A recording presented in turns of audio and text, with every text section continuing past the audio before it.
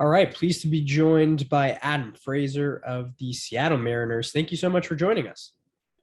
Hey, you got it. Thanks for having me. No problem. So, obviously, opening day for you guys is going to be tomorrow, but just how excited are you now that we're kind of past all the lockout stuff, spring training, and just to be back on the field playing baseball? Yeah, very exciting. Anytime opening day comes around, you're always, get you going a little bit and, excited for the unknown of the, 162 games, long season. We had a good spring. New group, being with a new group was fun getting to know everyone. But everybody's excited and ready to rock. It's been interesting for you just going from Pittsburgh, All-Star, then San Diego, and now Seattle. What's this kind of last year and a half been like for you, and how are you kind of just getting acclimated to Seattle now and another new team? Yeah, it's been a whirlwind. Crazy past, I guess, 6 or so months. Pittsburgh was all I knew for a while, and then getting to go to a great place like San Diego was a lot of fun. Didn't really turn out how we wanted it to, I guess, but a great group of guys over there. Living in San Diego was, literally paradise. So that was a lot of a lot of fun. But excited about Seattle. Great group of guys, young guys too. So it's fun to hop in with them. I think, after the way last year ended for them, and everybody's pretty hungry from that. A lot of excitement around here, and yeah, just getting to know everybody in the past month or so has been fun. So, looking forward to the challenge ahead. You mentioned the expectations on this team, and obviously Mariners making a big trade this offseason, bringing in Jesse Winker and Eugenio Suarez, signing Robbie Ray, bringing yourself in. There are a lot of different guys in this unit after such a great run for them last year. So are you guys allowing yourself to kind of feel those expectations and feel the weight of them, or do you feel like it's just kind of let's see where this goes, taking one game at a time and not put too much pressure on yourselves? Yeah, I'm thinking more like the last thing you said. Just one day at a time is all you can do. Hadn't really thought about, hey, I'm one of the four big guys they brought in. I don't really like thinking of things like that. I just take it one day at a time and play hard and see where it goes. So if you try to start thinking ahead, then it doesn't really lead to good things. So, but yeah, a lot of big additions this offseason by the Mariners. We're excited about it. That trade in spring training really kind of bolstered the lineup a lot with Suarez and Winker. So everybody's excited about that too. One day at a time, have fun with it, play hard. That's all you can do, and I think the rest will take care of itself. You mentioned the young guys as well. What have you noticed just about them and Julio Rodriguez, maybe in particular? There's obviously a lot of hype about him being one of the top prospects in baseball, and a lot of people just getting a chance to see what he's capable of after all the hype that's kind of led him to this moment. Yeah, a lot of fun to watch. Exciting to play with the guy. It's just you never know what he's going to do.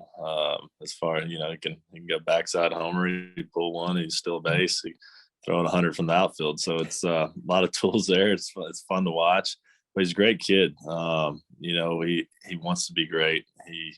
He's got the focus and everything that it takes to be great. So it's just a matter of helping him along the way, get comfortable. And I think the faster that can happen, the better, or the faster success will come with that. So but a lot of exciting young arms to go with that. Brash, I think he showed what he can do in spring, and a few other guys. So just exciting to be a part of with those young prospects, and I think the fans will get a taste of that pretty quickly. I'll end on with some rapid fire questions here for you. So the first one I'll go with is, who's the pitcher that you've faced in your career that maybe just it didn't feel like you were just facing another pitcher? It was like a kind of whirlwind moment for you where maybe everything just stopped and you're like, wow, I'm facing this guy. Honestly, never. I think that'd be a bad thing if that happened. But no, really, I mean, when you talk about all the big names, like what you're referring to, it's just I think that makes me get up more and lock in a little more because you're not trying to get embarrassed for one, but that's what you're kind of playing for is to be able to face the big names like Verlander, Kershaw, Chapman out of the bullpen, and with the Yankees, Kimbrel, just a few to throw out there. But yeah, it's I try not to think like that and try to have some confidence in the box, and Absolutely, you want to get a hit off them because then you can talk about it someday. Absolutely. I love that attitude. What's the one ballpark snack you can't say no to? Oh, the nachos. Nachos for me. It's a good one. It's a really good one. Who was your favorite baseball player of all time growing up? Chipper Jones. I grew up about an hour outside of Atlanta, so I watched him and the legendary Braves every night growing up. So yeah, Chipper Jones was the guy for me growing up, and pretty cool to have that as your guy you get to watch every night growing up. Yeah, seriously, not many better than Chipper for sure.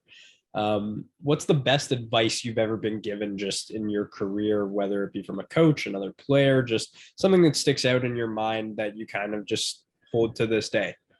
Honestly, I'd probably go with control what you can control. It's kind of cliche saying, but it's so true. It's a good one.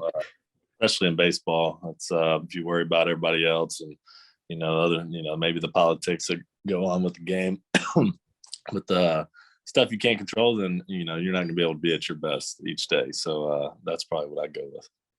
What's your favorite diamond to play in that isn't like your home diamond? So as a road player, what place do you enjoy playing in most? I love a day game in Wrigley Field on the weekends, especially in the summer. It's usually great weather in Chicago. The place is an absolute party. So I'd go there, and then the Dodger Stadium. That's a lot of fun. It gets real loud there too. It's pretty cool.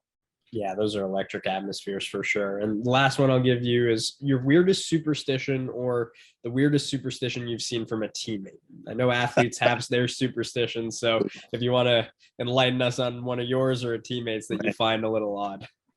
Man, I got so many. I love it. Yeah, I mean, from the way I put my socks on after the shower, pregame shower, to tying my shoes on the bench. Like I always have to put one up on the bench first. If can't do them from the ground, that doesn't work. If it goes without hits, I'll switch which foot goes up first. I'll put the glove where I put my glove before I go hit on the back of the bench, and then put the hat perfectly flat on it. I mean, it's out of control, man. It's I could go all day with that. But I love it.